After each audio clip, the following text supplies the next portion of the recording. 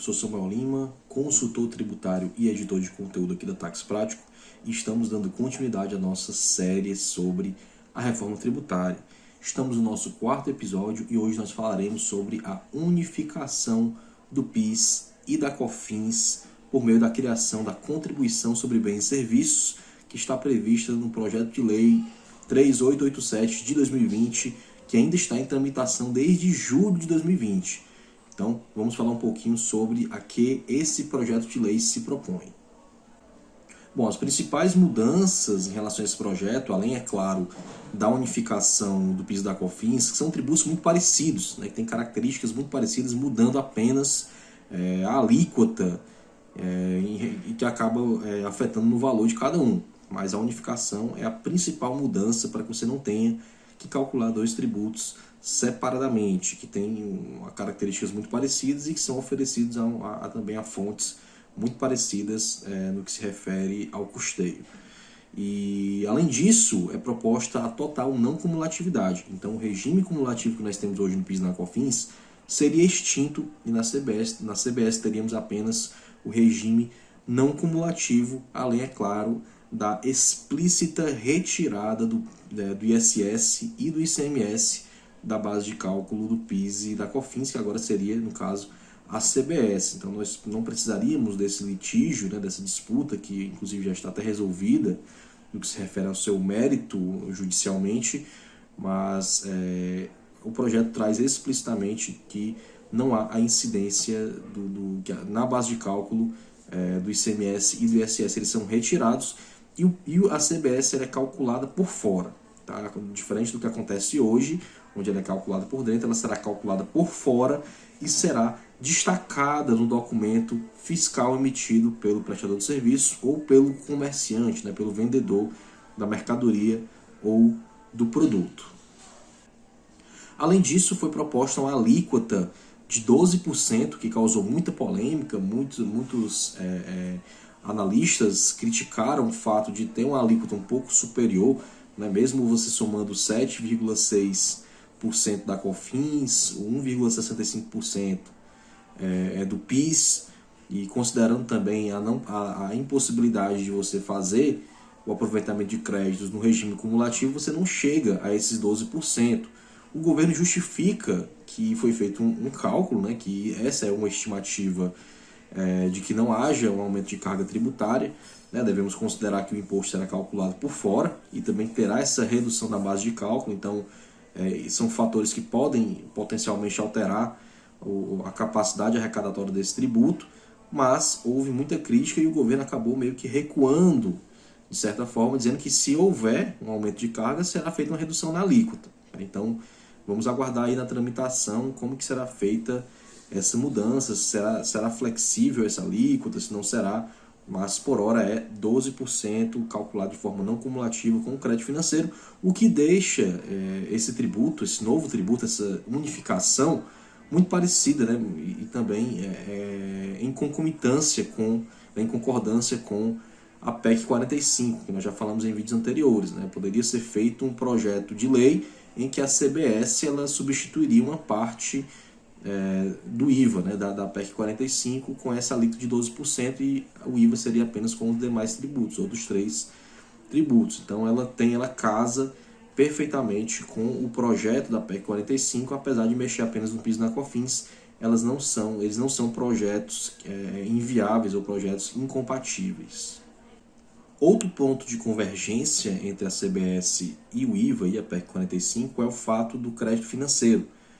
Ao invés de você ter, como é hoje no PIS e na COFINS, onde esse crédito é operacional e que depende de classificar ou não esse tributo, aquele bem ou serviço que foi adquirido como insumo na produção ou na prestação de serviços, basta que você tenha nas aquisições de bens e serviços o destaque da CBS. Então você faz a compra ou aquisição do serviço e aquilo que foi destacado na nota fiscal de aquisição poderá ser compensado na apuração do mês, na apuração da competência, onde serão creditados em relação ao que foi calculado na saída, você pagará apenas a diferença. Então é uma não cumulatividade total e financeira, assim como acontece no que é proposto pela PEC 45 de 2019.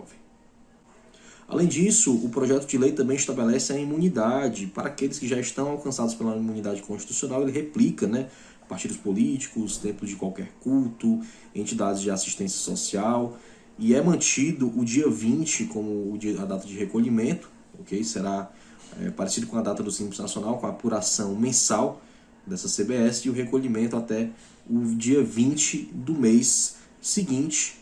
E caso esse dia 20 caia em um fim de semana ou feriado, um dia não útil, ele será antecipado para o dia útil imediatamente anterior, né? O dia que tiver expediente bancário imediatamente anterior a esse dia 20. Talvez o principal ponto de divergência entre a PEC 45 e a CBS seja a Zona Franca de Manaus. Enquanto a PEC 45 acaba com as isenções fiscais, com os incentivos, inclusive da Zona Franca, a CBS ela prevê a isenção para as vendas advindas dessa região, e aí seria um ponto a ser observado e a ser corrigido ou a entrar em algum acordo ou convergência. Lembrando que a PEC 45 é uma emenda constitucional. Então, para que a CBS seja acoplada ao IVA, seja acoplada à PEC 45, precisaria ser feita uma ressalva no texto constitucional em relação à contribuição sobre bens e serviços.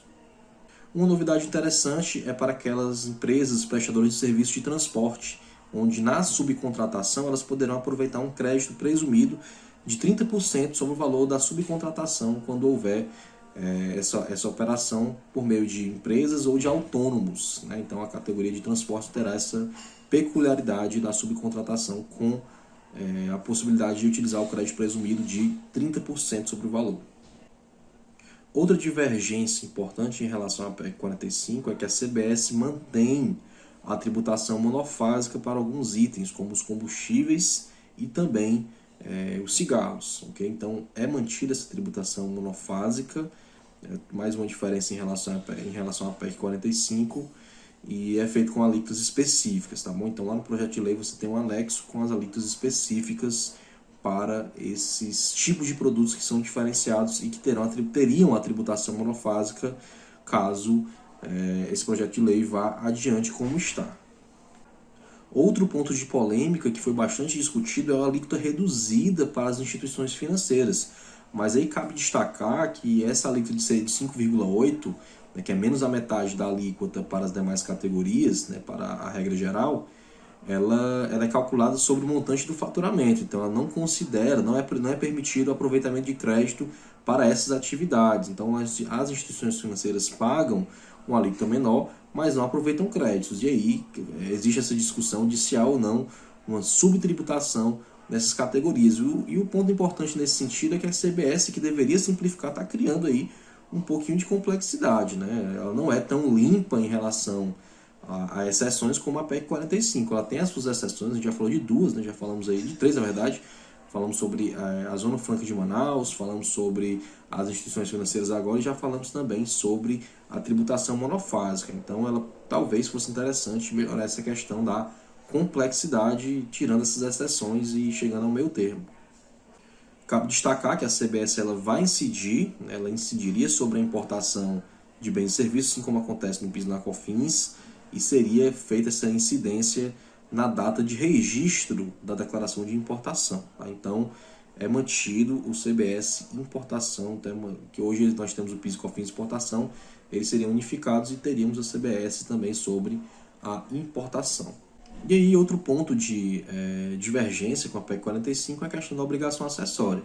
Enquanto a PEC 45 deseja eliminar boa parte das obrigações, a CBS mantém o SPED sobre as suas contribuições, né? Sobre as contribuições, e aí nós teríamos o SPED sobre a CBS, ao invés de ter o SPED PIS e COFINS que nós temos hoje.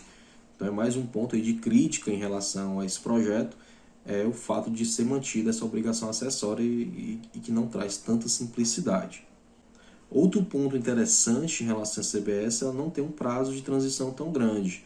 Até pelo fato de ser uma unificação e de não ter uma mudança de complexidade tão alta como acontece na PEC 45, que modifica todo o sistema tributário nacional, a CBS ela teria a implantação no prazo de 6 meses. Né? A partir do 6º mês da data da publicação da lei, já entraria em vigor a CBS. E ela poderia entrar dentro desse período de transição da PEC 45 sem nenhum problema, né? Então, como vocês podem ver, é um projeto do governo pequeno no que se refere à reforma tributária, né? O governo federal resolveu fatiar a sua proposta de reforma, né? Começou com a CBS, já entrou na segunda fase agora com a reforma do imposto de renda, e que será tema do nosso próximo vídeo, então fique ligado, certo? Hoje o vídeo foi sobre a CBS, espero que vocês tenham gostado. O projeto já está em tramitação há mais de um ano, mas que existe a possibilidade de ser levado adiante e faz parte do pacote do governo federal. Então espero que vocês tenham gostado, compartilhem com seus amigos, curtam, não deixe de comentar também, né, se tiver alguma dúvida em relação ao projeto, e aguarde que na próxima semana nós falaremos também sobre a proposta do governo de reforma do imposto de renda. Então siga o nosso perfil, assine Ataques Prático e até a próxima.